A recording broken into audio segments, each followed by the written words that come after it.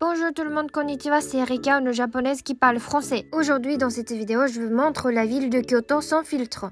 Je donne également mon avis sur le surtourisme au Japon. J'espère que cette vidéo vous donnera des idées pour ceux qui s'intéressent à venir Kyoto et que vous ne serez pas déçus. Je vous montre les endroits touristiques et moins touristiques.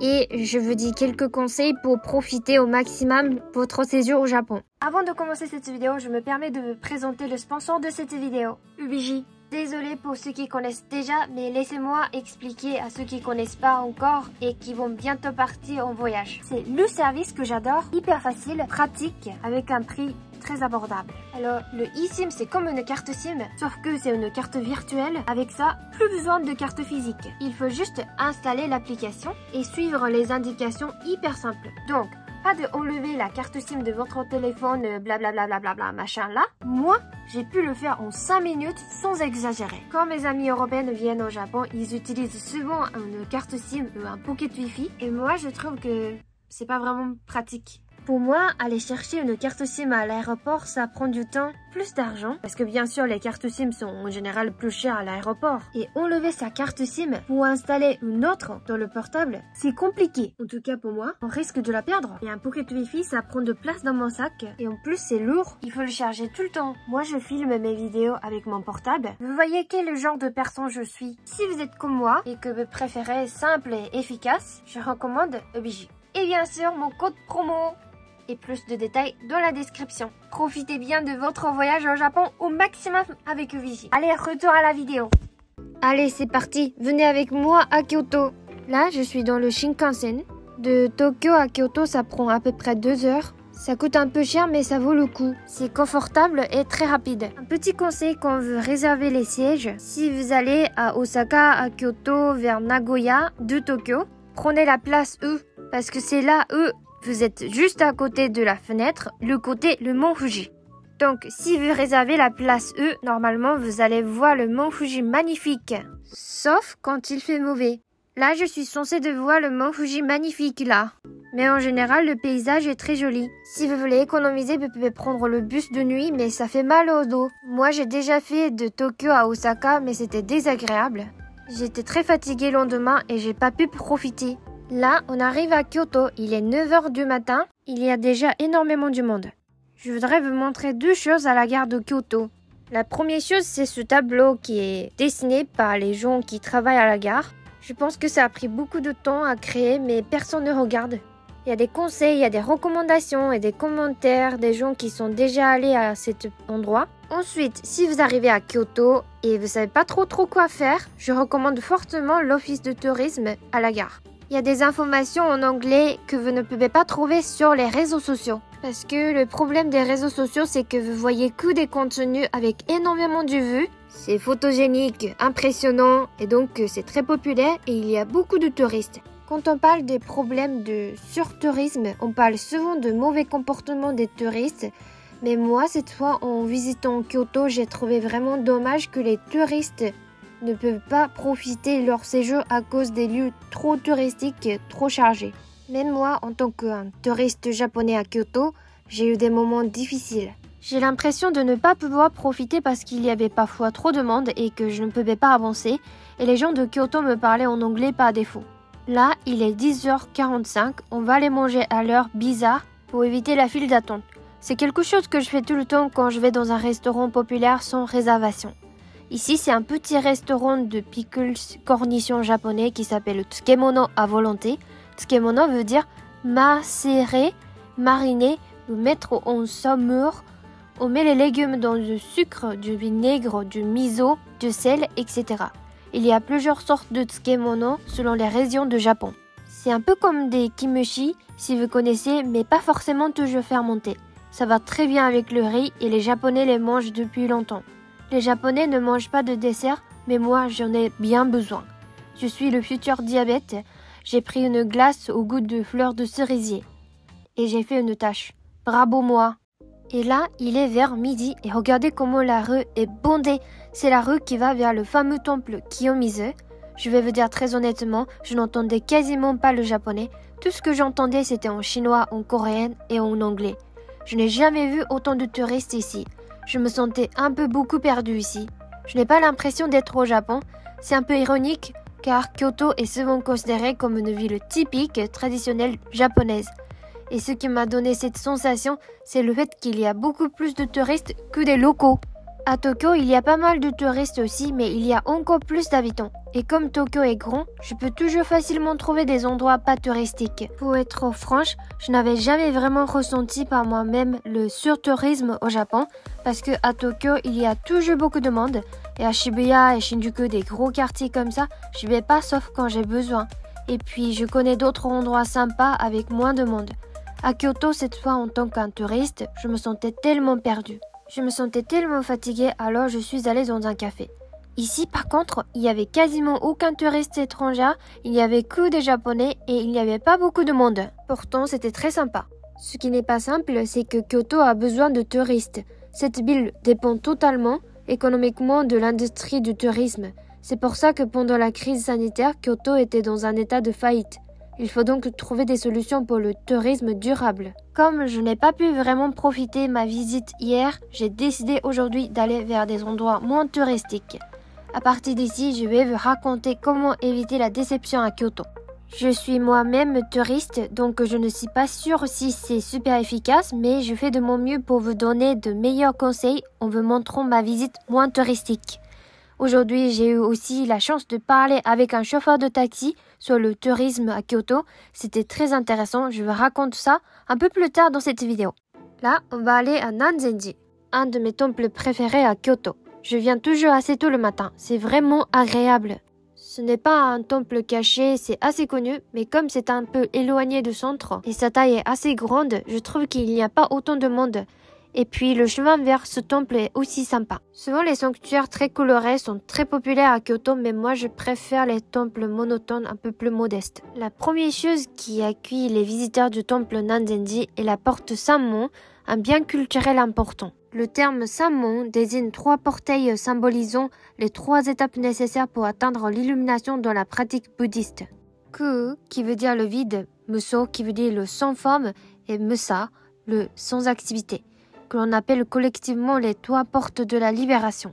Avec ses 22 mètres de hauteur, le Sammon est l'une des plus hautes portes du Japon et figure parmi les 3 grandes portes de Kyoto. Il est également possible de monter au sommet de Sammon.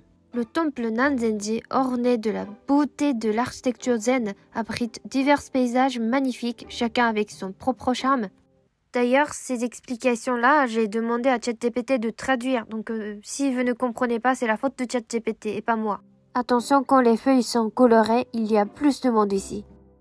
Nanzenji est en fait connu pour l'aqueduc en briques construit à l'époque Meiji, qui mesure environ 93 mètres de long et 4 mètres de large.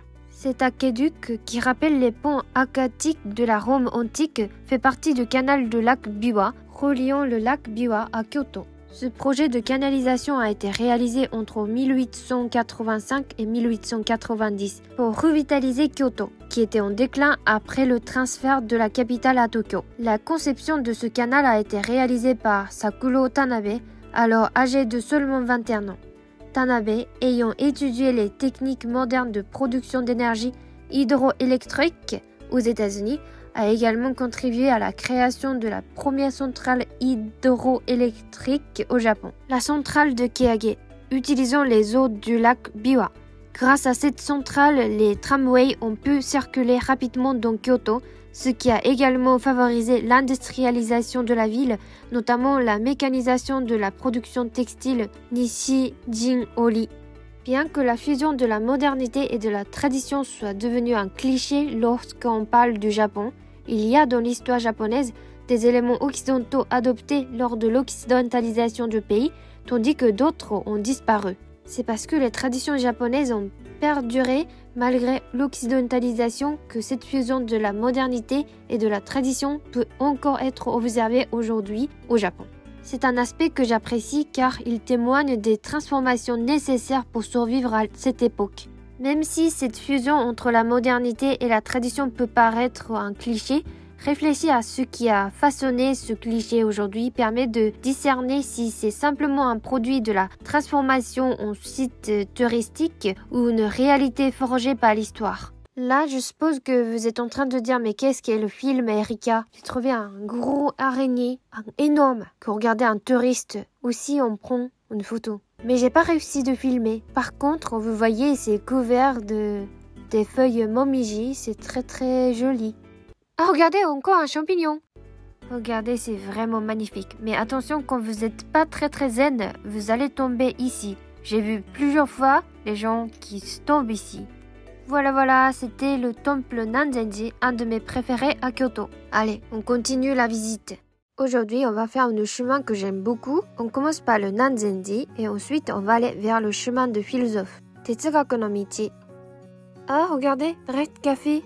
J'ai envie de galettes. Il y en a à Tokyo aussi, j'ai déjà testé plusieurs fois. Bon, on arrive bientôt sur le chemin de philosophie. Ce chemin de canal a été créé lors de la création de l'aqueduc du canal du lac Biwa qu'on vient de voir. Il y avait plusieurs philosophes qui se promenaient sur ce chemin et c'est pour ça qu'on appelle le chemin de philosophie. C'est 1,5 km de chemin de promenade. C'est pas fait pour réfléchir. C'est beau, c'est calme, c'est très apaisant. J'adore me promener en réfléchissant sur quelque chose.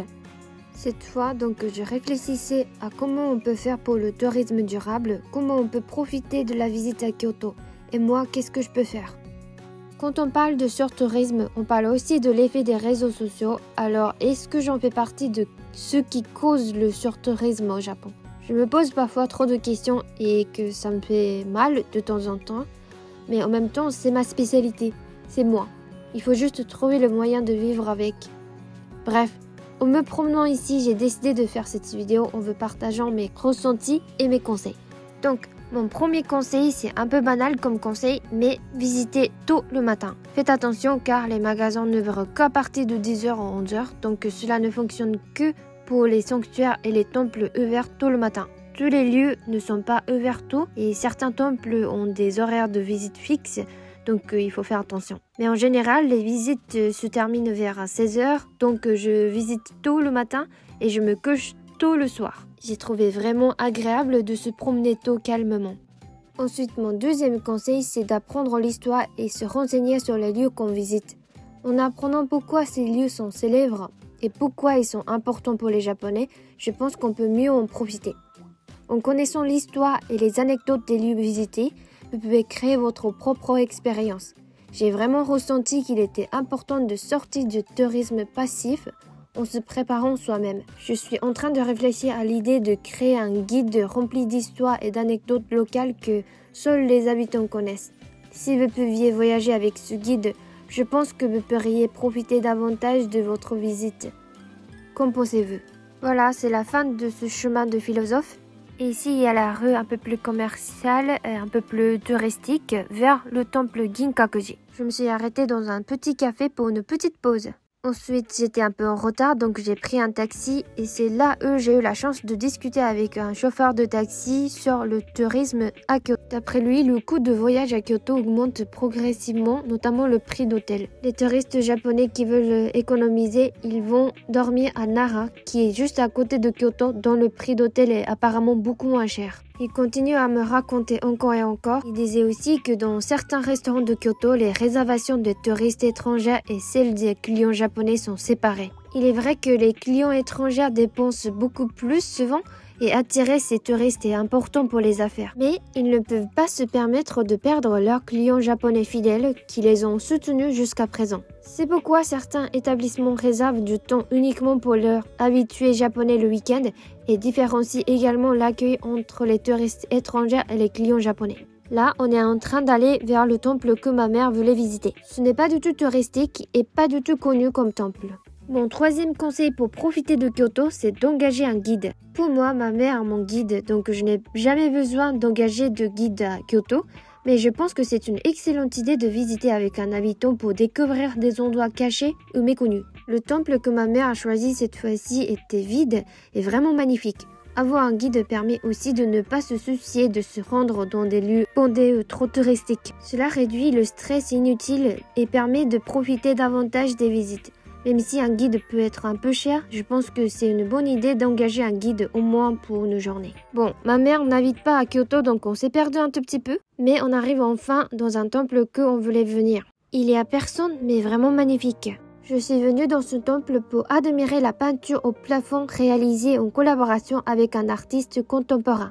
Ce temple historique était resté inoccupé et sans résident pendant longtemps, jusqu'à ce que le couple de moines actuel s'y installe en 2007. Dans le cadre de la restauration du temple, un artiste contemporain de la préfecture de Shiga a été chargé de donner une nouvelle impulsion à ce lieu, notamment pour la grande rénovation de la salle principale durant l'ère Reiwa. Cette peinture de plafond intitulée Prière inspirée par le papillon migrateur Asagi-Madara, visible au Japon en automne, a été créée pendant la pandémie et la cérémonie inaugurale s'est tenue en 2022. Asagi-Madara est le seul papillon migrateur du Japon et peut parcourir jusqu'à 2500 km. La personne qui m'a expliqué cette œuvre m'a dit « Il y a autant de pensées et de parcours divers que de gens dans la vie qui peut nous apporter beaucoup de choses. Mais en venant ici et en contemplant cette peinture qui intègre la notion bouddhique de purification, je vous invite à libérer peu à peu ce que vous emportez en vous. » Est-ce que la vie est-elle longue ou courte? Difficile à dire. J'essaie de vivre chaque jour pleinement pour ne pas avoir de regrets, mais parfois je me sens très fatiguée et je doute de ce qui est juste.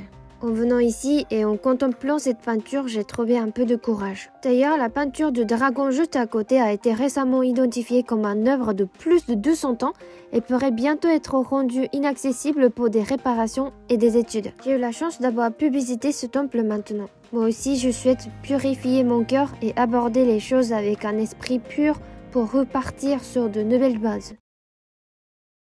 Retour à mes conseils. Mon quatrième conseil, c'est de réserver à l'avance. Si vous voulez éviter les vols, réservez la visite à l'avance. Beaucoup de Français n'aiment pas réserver, j'ai trouvé, mais à Kyoto, pour lutter contre le surtourisme, de nombreux lieux ne sont accessibles que sur réservation. J'ai fait plusieurs réservations cette fois-ci et honnêtement, c'était une bonne décision. Même s'il y a le stress de ne pas être en retard, c'était bien mieux que de visiter au milieu de la foule. C'est souvent payant, mais certains guides expliquent aussi l'histoire des lieux, donc cela en valait la peine. Et c'est quelque chose qui a commencé il n'y a pas longtemps, je trouve. Il y a 10 ans, ça n'existait pas ça, mais en fait, il y a des visites nocturnes. Ma mère a trouvé une visite nocturne à durée limitée et l'a réservée pour nous.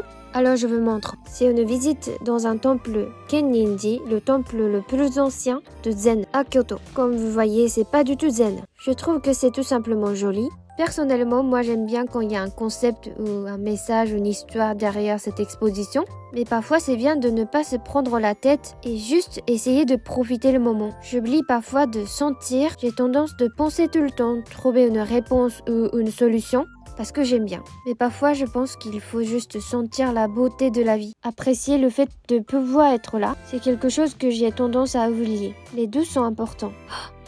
J'ai fini par dire quelque chose de zen, non? C'est peut-être le message de cette exposition. Oui, quoi Patrice? Pause pipi? Bah allez-y, c'est maintenant.